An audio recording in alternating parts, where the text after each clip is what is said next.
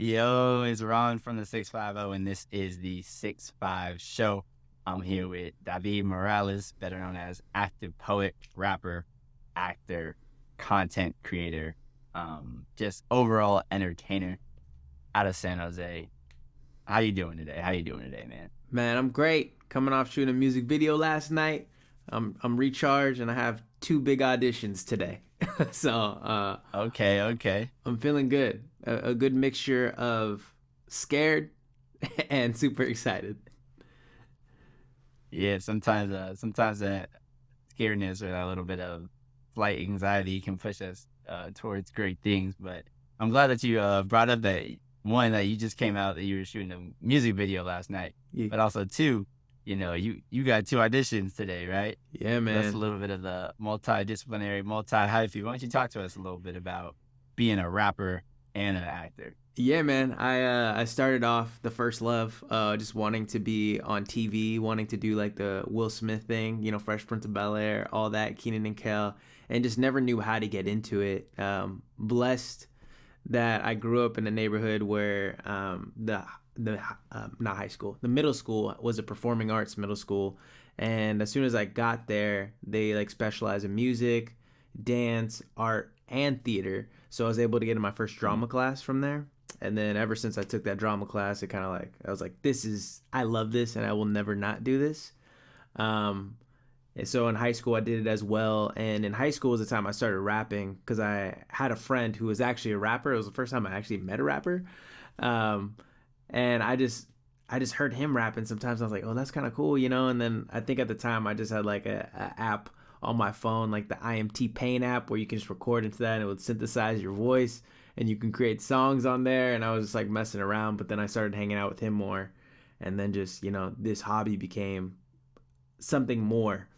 So then just balancing those two throughout growing up and, even through college, I got my AA in theater, doing a bunch of theater throughout the Bay Area when the pandemic hit. I had all this music equipment because I invested in myself. So I transitioned to voiceover acting.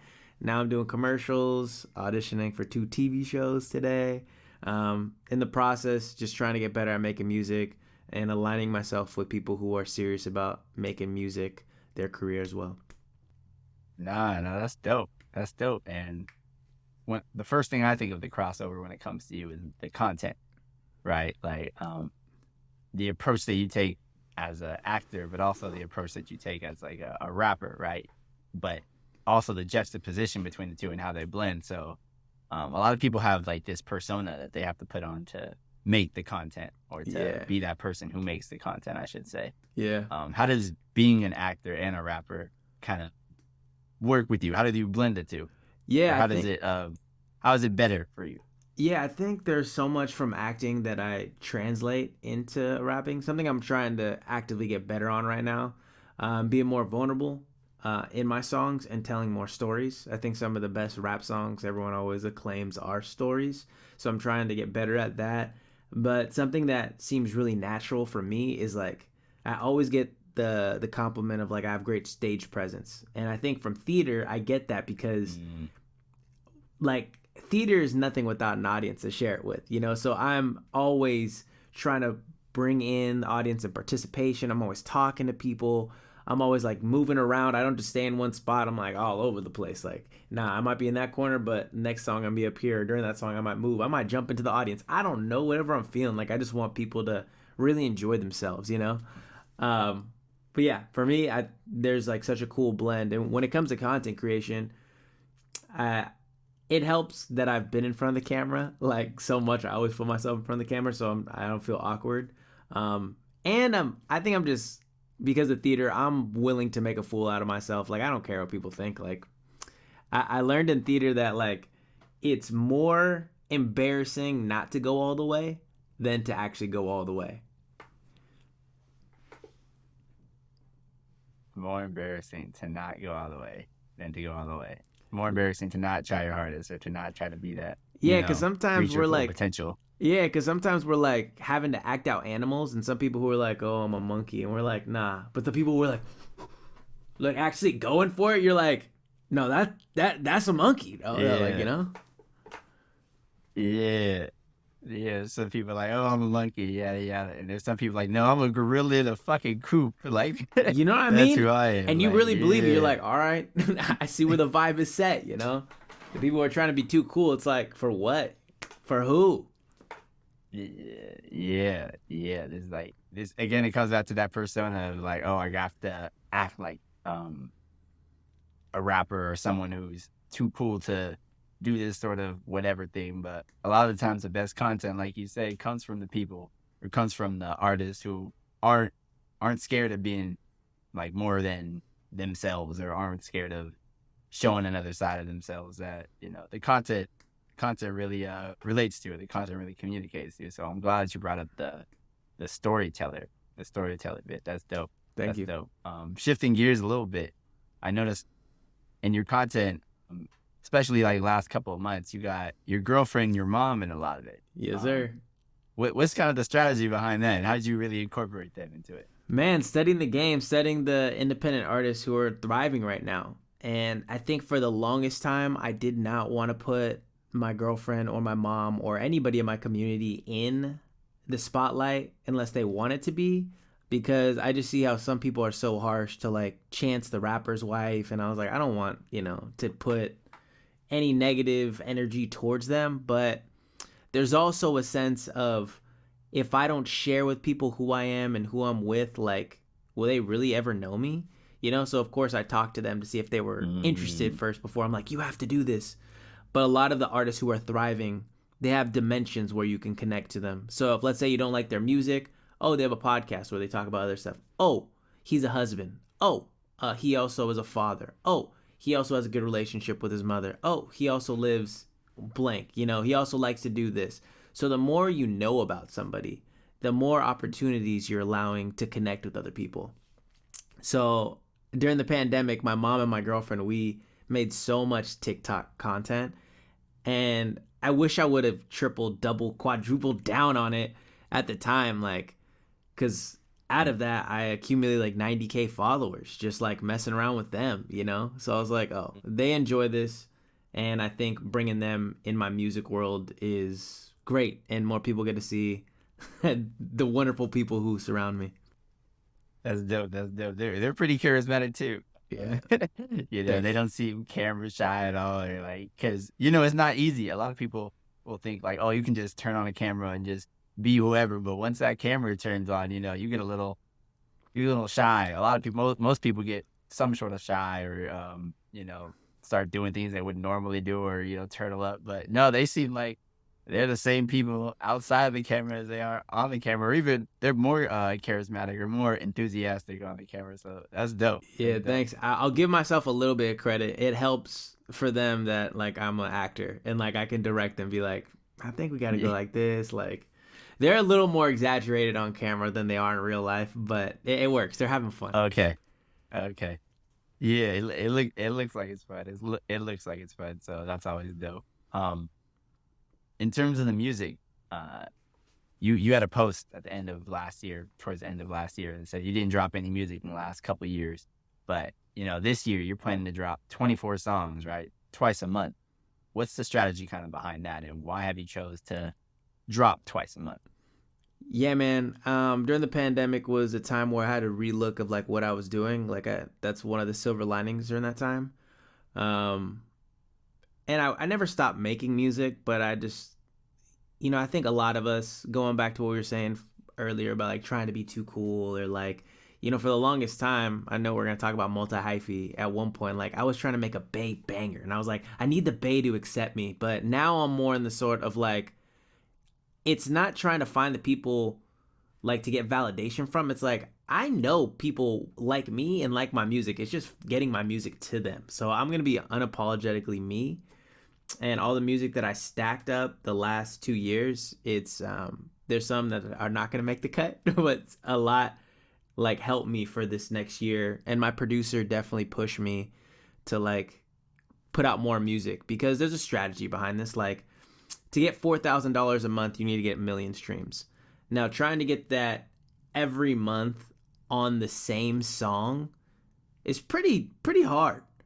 But let's say you have 300 songs out and you accumulate 1 million streams of those songs, you might be able to replicate that. Because I don't know the math right off the top, but maybe that's 30,000 streams for each, or 3,000, whatever that is. You know, it's like that's more doable because a song could catch fire, more people could share it, whatever that is. So I'm trying to just build a catalog right now this year, and keep the pen hot. I want to put my foot on these people's necks, like Nicki Minaj. Like, I want to let them know, like, just because you haven't heard from me doesn't mean I'm not doing this. I'm just trying to get the strategy right. I'm trying to make this a profitable business this year. Yeah. Yeah, no, I get that. And, being that, you're both a rapper and actor, I'm kind of interested in what bag do you think pays more in terms of where you're at right now? Which is easier to, get a check? Acting easily? Acting, bro. Like, I think I've spent way too much time doing it, and not that acting has a more, like, thought out step. It's more like, I don't know what I want to say. A more, like, plan to get to where you want to be. But, like, I didn't go to school for rapping, there's no like academy for this. You kind of like YouTube, or like trying to figure out, like, can I rip beats online? How do I get samples? Like, how much should I charge for this? Like, how do I do shows? Should I pay to play? Like, you have to learn the hard lessons when it comes to music. And if you're lucky to find like-minded people that are here for the long run, that's a blessing. And people who are serious of making this career, because no offense to my homies, because I totally understand it, but there's so many people I started with that are no longer rapping because love doesn't pay the bills sometimes, And I get it. I totally get it. And this is a long run. Like, I just found out about this thing called sync licensing, where, TV shows, movies, video games, whatever, will take your music and will pay you a fat check to use it. Like, what? If I would have known this, I would have been making sync music, But, like, now that I know this, it's like, it's just the charge of the game. But acting, I remember when I got my first check when it came to a theater role, and it was only like $250 for like a, I don't know, 8-week run of a show, and I was like, I'm getting paid as an actor, and that was a big accomplishment for me. But now, bro, dude, the checks are crazy. There's been some big checks that I'm like, bro, like Voiceover has paid me definitely the most out of everything. That's why I'm like, I'm so blessed. I invested in my other talents, and like, I know how to record my vocals, and I have a good studio set up.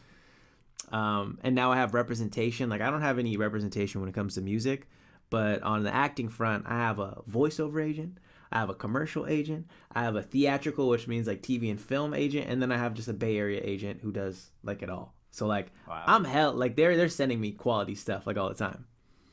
That's dope. Yeah, I think I was gonna guess that acting immediately pays more, right? Because being an independent artist, there's a lot of different streams of income, but it seems like sometimes they're behind this wall. Like, oh, if you can make it past this wall, there's thousands or hundreds of thousands of dollars or millions of dollars. But if you can't make it past this wall, then you and 20 million other people are in the same boat. Yeah. So, I'm glad you brought up syncs, right? Because there's 7 different ways to make money through syncs. So why don't you talk a little bit about your strategy in terms of trying to get these syncs? Yeah, well, it's a blessing that, one, all these independent artists are not gatekeeping anymore, talking about how they're making a living. Shout out all of them. Yeah. If it wasn't for y'all sharing, I think I'd still be in the dark a little bit. I do have books like How to Make It in the New Music Business that talk about college tours and sync and like, profitable areas and like how to roll out a song and market and stuff like that. I did get a little taste of like how to make some money off social media when TikTok was paying out and Instagram was. So I was like, okay, I can do this a little bit. But my producers that go by Nobody Important, separate entities, is It's Juice and Made by Rod Bot Stew. They have made money doing sync. One of their first songs that they made as a collective, Nobody Important, got picked up by Tokyo McDonald's, and they got a fat check for that. And then they were like looking at each other like, I think we should do this, So of course, me being a part of their creative circle, I guess I'd say, and I'm always in the studio like minimum once a week. yeah, I want to contribute any way I can, and of course, I want to make a living to hopefully, have a family soon. My girlfriend wanted kids yesterday, so like I'm already behind. Uh, so I'm like trying my best to make this thing work and not give up on my dream. So yeah, I'm listening to a bunch of sync tracks that have gotten synced. I have a meeting actually next week talking to their sync agent, because I'm able to like collab and make some of the money because I'm not represented by them, but like I'm still gonna be on some tracks. So I really want to know what they are wanting, what people get sync the most, and what songs get sync the most, and what they're currently looking for, so I can just give them that stuff and hopefully, hey, make some money this year doing that stuff. Yeah, that's dope. That's dope. A million different ways to make money again as an independent artist, or even just as an artist. But again, there's always that wall you got to get through, or that knowledge barrier that you gotta break through. So I'm glad that you're putting in the work, you're putting in the reps to try to get through those barriers. So that's always dope. Thank you, brother. Let's talk a little bit about multi-Hyphy, right? Go. In the promo content that you posted, yeah, you and your girl, it sounded like the idea came from a Bay banger, right? Like she was like, "Yo, I need something to be a Bay banger. I don't know when's the last time you made one of these, but this is what I need right now."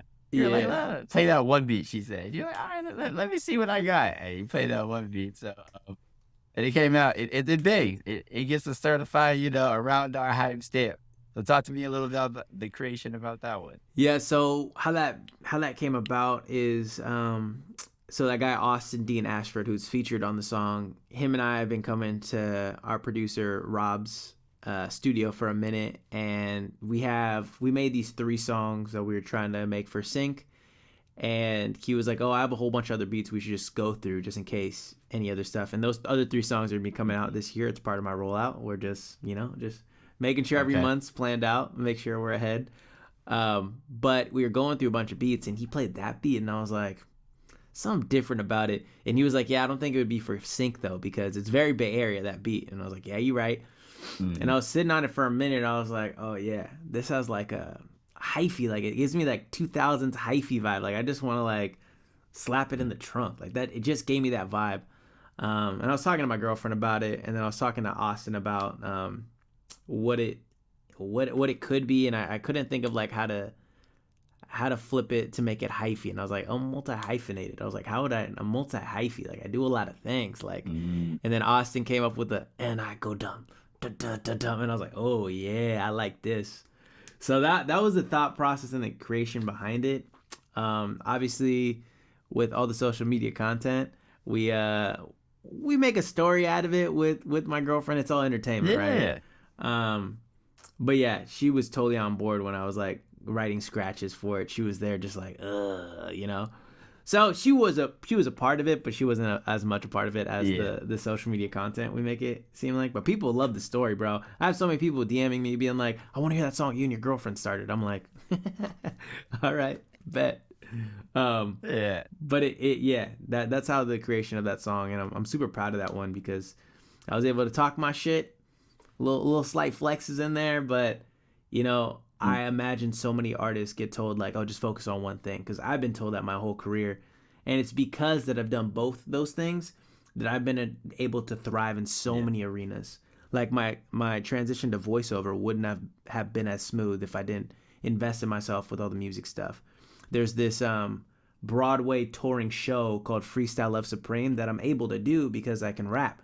It's a improv freestyle show. It's literally everything I've been Oh training for wow. my whole life, and like Wayne Brady's like the president of it. It's a founder of Okay. Hamilton, and like all his dope friends who created this group before in the Heights before Hamilton, and like I'm like almost a part of that collective. They know me. They use me from time to time. I'm like, this is great. I wouldn't have done that if I wasn't able to invest in all my interests. No, that's crazy though. I like that. I really rock with that. There might be another bag in there for you as a writer. People like the storylines that come along with the content. Yeah. Even taking it on another level with the multi hyphy, right? A lot of the content and like a lot of the music that you post around the content, it's positive, right? So when you're talking about going hyphy or maybe talking your shit, there's another layer of like, oh, he's not just rapping about positive shit. Like he can also take it there if he needs to. Right. Do you struggle at times with people being like, he's too positive, or like, I don't know, he's not enough of a rapper, or whatever that means to me. Of course, all the time, bro. And like, I wish if I could talk to my younger self, I wish I would have, instead of trying to prove to so many people like, no, I can do this. Like, instead of trying to prove to those people who like said I'm not a rapper, I wish I just would have followed and provided more music for the people who believed in me and just like was just enjoying what I was doing. Because I had a group of like friends who really loved when I was like, I made like a Dragon Ball Z song and people were loving it. But I still then felt like I didn't do enough because there were still other people who weren't fucking with it, you know? So I was like, man, why don't you guys see how dope this is? I should have just been like, I'm glad y'all like it. What else do you guys want to hear, you know? But yeah, I can always take it there, and I'm always happy to take it there if it needs to be. That's part of, this is my sport. Acting and rapping are my sports. I'm getting my reps in. I'm practicing. Yeah. I'm ready to play whenever the opportunity calls, and I want people to see that I take myself seriously. I take my craft seriously. And yeah, it's always gonna be positive. I think switching over one of the mindsets post-pandemic, thinking about music and watching some of these independent artists thrive, and I think they create so much value in their content. They're like, yo, I made this song because I was feeling like this, blank. Or like, yo, I just wanted more cooking kitchen vibe playlist, so here's my playlist. And people love that stuff because I'm like, I'm giving you something. It's not like, look how cool I am every time I rap, like, hey, follow me, hey, like, look how many girls I have. Like, forget that. I don't care how cool you look online, bro. What do you like in real life? Does your followers match your bank account? Probably not. I'm just saying, like, let's just be ourselves, you know? Let's like give the people stuff. Like, I'd rather give you stuff than be like, yo, yeah, buy my merch or buy my stuff. It's like, I made this because I think it's cool and it keeps me warm. If you relate to that, that's what's up. If not, all good. Yeah, that's dope. I think you said something really important. There's a lot of two things. One, there's a lot of people who will go out of their way to copy what's cool, right? And to copy what other people are doing. And, oh, like, this is what I see on, or this is what I see the blogs posting or whatever. This is what I'm going to do. And that creates kind of like a copycat culture. Yeah. Then also on like the other side of that, there's the people who are scared to show who they are really. And they lack that connection that you were talking about a little bit earlier, with the content and with the personality and just being an individual. And I think those two things, especially in hip hop right now, those two things are kind of holding the culture back because everybody wants to be accepted, but everybody's scared to be accepted for who they are. They just want to be accepted, and they see, oh, this is the way that people are getting put on. Yeah. And so they're scared for that, you know? Yeah, I could see that. I think we all fall victim to that. Of course, we all, like, it's a human thing that we all want to be liked. We all want to be, followed. We all want to be loved, supported. But I think the most important thing is integrity, because I feel like a lot of these people burn out off like going viral once and like being like, oh, I got to replicate this thing that is so foreign to me, rather than if you go viral off something you naturally do and like that's naturally a part of you, it's going to be easy to replicate that, rather than be like, I don't know if the Island Boys can come up with another hit. Of course they cannot come up with another hit. That was a what? Come on. That was a fluke, you know? Boy. Do you ever think about just how you're creating or what you're creating is changing the person who you are? Because I know you spend a lot of time creating. You said you're in the studio at least once a week. You're doing the auditions, you're doing the voiceovers, you're doing the other content. You're manifesting the goals that you set and you think about all the time. Do you ever think about how that is literally changing you on like a day-to-day or week-to-week basis? Yeah, man. Yeah, I'm in my studio way more than once a week. That's only the studio I'm at with my producers, because like this is where I do all my voiceovers and where I content create and just come up with strategies. But yeah, bro, I love the way you put that. I think I'm always chipping away for the better version of me and the man I've always wanted to be. Not to get too deep, but I didn't grow up with a father figure around. My dad passed away when I was 5. Yeah. My mom had a boyfriend for like a good amount of my childhood that was kind of a father figure, but you know, it wasn't my dad, and he didn't like go out of his way to, you know, do some of the parenting that I hope he would have done. But it's all good. Um, got nothing but love for the situation. I wasn't his responsibility, but like I'm just always chipping away of seeing like being the role model that I want to be, because art truly saved my life. So I don't know if it's pride at this point or if it's the person I want to be, but I want to make it. I'm going to make it as an artist, and I want to teach people how I did it eventually. I just don't feel like I'm there yet. So I am at that any means mentality, and I know I'm gonna be able to like. I'm doing too much, but then I'm gonna be able to throw away what doesn't work and what does work. Like with the content, like I always try doing so much, and then the one that doesn't work, I'm like, all right, yeah, I didn't really like doing that. I was just trying, but like these ones work, like the mom and girlfriend content. That stuff works. But yeah, I am, bro. And I think a lot of times in the music, I try to be conscious of like the words, because if something pops, I'm gonna have to say these words for a really long time. People want to hear these words, so I want to make sure the message is right, and I also want to make sure like they're good mantras for myself sometime in there. You know, oh yeah, I'm abundant. Oh yeah, I love myself. I want to make sure I'm saying these things, so it's a constant reminder of the person I'm striving to be and the present moment of how I want to feel. No, I get that. Yeah. And I totally relate to losing a father figure at an early age. I was almost 4 when I lost my dad, and Damn. you know, I grew up just single parent home. Love my mom to death. I think she did an amazing job Me too. for the situation. Um, but yeah, like when I think about the intentionality and like who I want to become, like that always, it's always in the back of my mind. Like, oh, I want to be the greatest father. I don't say father, I say grandfather. When I think about it, because I was like, Nice. I think the greatest thing you could do is have a child, but also have that child to be, if you want to say successful, for lack of a better term, successful enough to start their own family. Facts. Right? Have your own little family tree and be like, yo, I'm the grandfather of this family tree. I get to teach lessons to not only the next generation, but the generation after that. It's like, oh, that's the dopest thing to me. That's the intention behind everything. Like, get to that point, you know? That's Yeah. fire. You're thinking Yeah. hell So, I in the mean, future. I love that. yeah. Yeah. I appreciate it. I appreciate it. But the kind of go back to it, like the person who makes something today isn't the same person who comes back to it tomorrow, is what Rick Rubin says. So it's like, do you ever think your views on the content, or the, you know, whether it be your voiceovers, your acting roles, your music, or a combination of everything, do you ever think it changes to you as like you make it, or since the first time you heard it, or how it evolves? Totally. And this is a bone I have to pick with a lot of artists right now. It's like, and when I'm collaborating with people, sometimes they want to re-record, or sometimes like, you know, it doesn't sound as good or whatever. And I'm like, yo, we're gonna make more songs. Like, unless this is the last song you ever plan to put out, I get it. You want it to be perfect, but we're always gonna make more songs. Like, let it be what Yeah. it is. Let's drop it and let's move on to the next. You know, if it's done, let it be done. Like, I heard somebody say also that like art is not completed till it's given. So it's like, what are we holding on to it for? You know, that's another reason why I'm dropping so much music this year. But yeah, man, I also love that about music. That's a timestamp. I can listen back to some and be like, dang, I was totally there when I like made that. And that's why I'm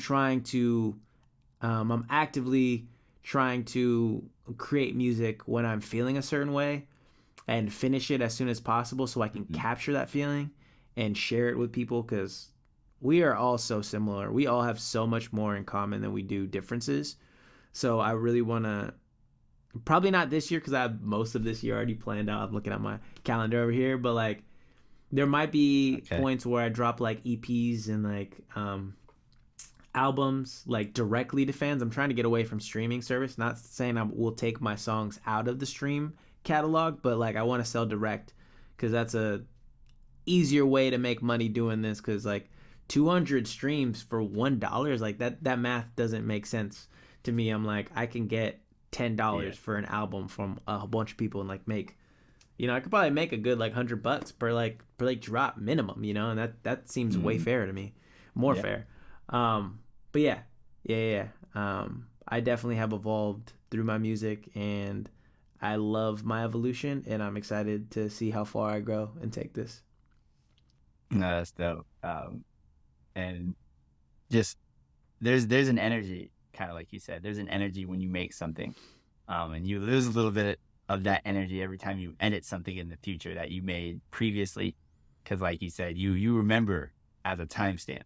Personally as an artist, personally as a fan, sometimes when I think back, oh, I remember this was going on, or I accumulated, or I related to other things that were going on in my life. Like, oh, I remember this was going on. This was the soundtrack to my life at this point. Shout out to Kid Cudi, but Yeah. like sometimes you lose a little bit of that when you try to remake something, right? And you might be the only one who knows it, but there's like a feeling of like, oh, you can tell this was maybe re-recorded or a little more forced than it should have been, because you know, the artist was trying to make something perfect, you know, instead of trying to storytell or get their current emotions or current feelings or current artistry, the level of artist they were at that time out, you know. Those are all the questions I had. So if you're still down, you know, I'm down to do some hyper tight. Basically what it is 5 questions, rapid fire. If you think something is hype, that's just, you know, something that's kind of like a fad or something that people think is true or is generally accepted for some random reason. If you think something is type, you think something is here to stay, you personally like it, you think it's dope, genuinely cool, or just like a fact. All right, so this is hyper tight multi-hyphy edition. Ready? Let's get it. Hyper tight AI generated art. Tight. Why do you think it's tight? It's tight because, I mean, a lot of us get caught up in the headspace of like they have to be perfect. It's like it's taken away one more excuse. Like, I'm guilty of doing it, but I hope to make enough money where I can pay artists in the future. But for right now, let me just get it going.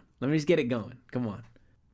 Okay, get it started. What about holograms? Maybe like a Tupac hologram at Coachella, hyper tight. Tight as long as you're paying the people who own the rights of Tupac. I don't know if Suge Knight saw any of that Coachella video. That's you know what I mean? That's a good point. 3D printing, hyper tight. Tight. Have you seen some of the cosplay stuff people have been doing? Bro. Tight.